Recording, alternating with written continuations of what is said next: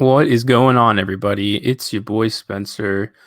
Just doing a quick little broadcast. I thought I might as well do these live in case people want to join. I know I had much more of a following for this a while ago when it comes to Aces games, so I'm just going to start the trend now, just in case anyone's able to catch me live.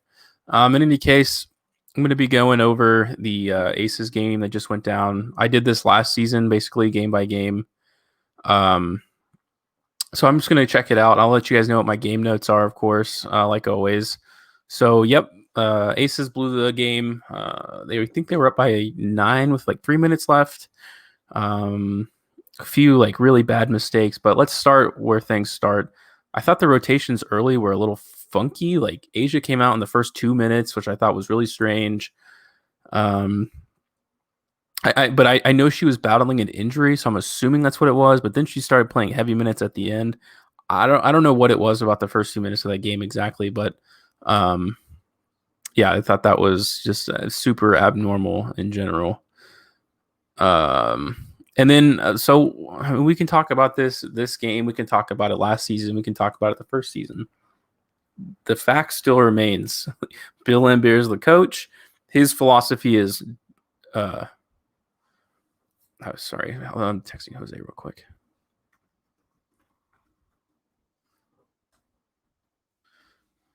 Like I was saying, sorry about that.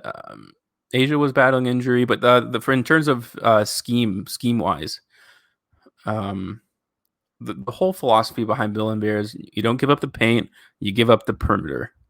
And as we've seen here, we can go down and look at the stats. I mean, it's pretty obvious, right? They shot 9 for 26 from downtown. We shot 0 for 5, and that's honestly the story of the game. So it's just like I've beaten on this after every single Aces game. This is the same story. You're not going to win modern basketball by not playing modern basketball. It's insane. If you look at all the other categories, we out rebounded them, offensive rebounds and rebounds overall, less assists, more steals. Didn't have a single block in the entire game. It's just this is Chicago. Like that's the thing. This isn't a good basketball team. Not exactly. I mean, yeah, you got Skyler, but they're not contending as far as I'm concerned. Chicago has no chance of going to the finals. So if we're this bad against Chicago because of the way we play basketball or the way the coaching scheme is, I should say. I mean, good Lord, think about what happens when we play Phoenix or Washington for Lord's sake. I mean, this is going to be embarrassing. We're going to get blown out by 15 to 20 points against Phoenix and Washington for sure. And I'm sure there are a few other teams that will do that. This game should have never been as close as it is. But when you only shoot twos, which is literally the entire game, which is we went 0 for 5, didn't hit a single three-pointer. If you only shoot twos, the thing is, the game is never out of reach in today's modern game, and it'll stay that way until things change. Some more game notes.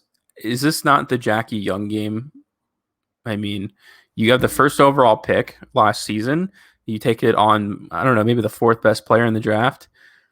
And it's proved today. It's a proof in the pudding. Kelsey Plum even goes down, the starting point guard. You would think the first overall pick would be able to step in. Nope, she comes off the bench in a limited role. So as much as I may like Jackie, like personally, obviously it was a horrible, horrible pick at first overall.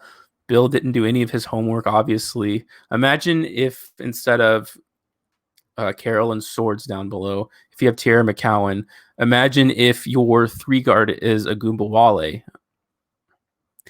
It's just crazy to me at all. Another thing, one thing I did like, sorry, if I'm going to be positive for 1 second, which isn't going to last very long, Asia didn't play at the elbow, and that's bar there. That's the first thing. That's a huge difference from last season. That's the major difference. She wasn't even getting double teamed. Honestly, the fact that she had less than 20 field goal attempts this game, I think, is a total scheme failure. Which is very frustrating. But There's no control at all. I mean, people are rushing into the paint to physically force themselves in there into triple teams when there are people out in the open. And yes, that is on the players on some level, but that's something you have to iron out in practice. And obviously they didn't. The fast break looked horrible today. In addition, players were hesitating so bad off the rebound. Either the person who gets the rebound, like this is in the modern day basketball, you have to teach all of them, like I don't care if you're playing men's or women's basketball, whoever gets the rebound in today's game has to be able to at least take it up past half court. And the hesitation, I think it happened 3 times. It resulted in a bad fast break. I mean, it's just it makes no sense at all. Honestly, it doesn't. It's crazy. Um, And the one thing I will say, another thing that I liked is last season I harped on this a lot, and that they were so focused on the X's and O's that um, they didn't actually just play basketball and look for good basketball plays. I saw a lot less of that today, and the opposite side of that obviously is that there was a ton of horrible plays. Kayla McBride, first of all, was like awful the entire game. She's not all there. Honestly, if you want to really go down into it, I don't think she is all in. Let's take a look what her stats were. I don't even know if she scored today. 2 points, yeah, 0 of 7, and she just lost her confidence. And again, I put that on Bill Laimbeer. Your second best player, maybe your first best player, is having a bad game, and you feel it on the court when she started playing badly. You got to call a timeout. You got to get in their face and you tell her, you shut your mouth or whatever. You go out there and play basketball like I know you can. I don't care if you're shooting 0 for 4 right now. You go out there and play just as confident. It totally messed up the end of the game.